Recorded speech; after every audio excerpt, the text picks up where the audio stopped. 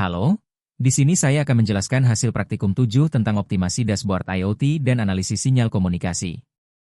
Jadi pada praktikum ini, saya membuat sebuah sistem monitoring berbasis IoT menggunakan ESP32.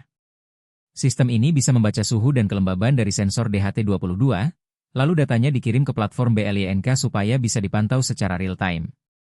Untuk rangkaiannya, saya menggunakan beberapa komponen. ESP32 sebagai mikrokontroler utama.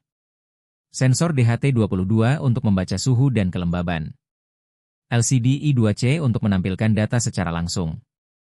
Relay sebagai aktuator yang bisa dikontrol dari jarak jauh.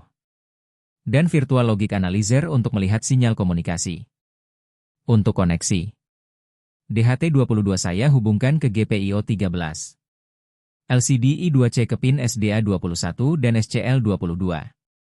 Relay ke GPIO 14. Dan Logic Analyzer saya sambungkan ke jalur SDA dan SCL. Selanjutnya, saya menghubungkan sistem ini ke BLYNK. Di BLYNK, saya membuat data stream V0 untuk suhu, data stream V1 untuk kelembaban, dan V2 untuk kontrol relay.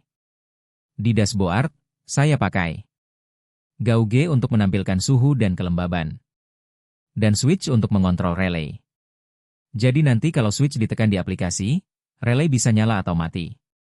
Untuk programnya, ESP32 akan membaca data suhu dan kelembaban dari DHT22.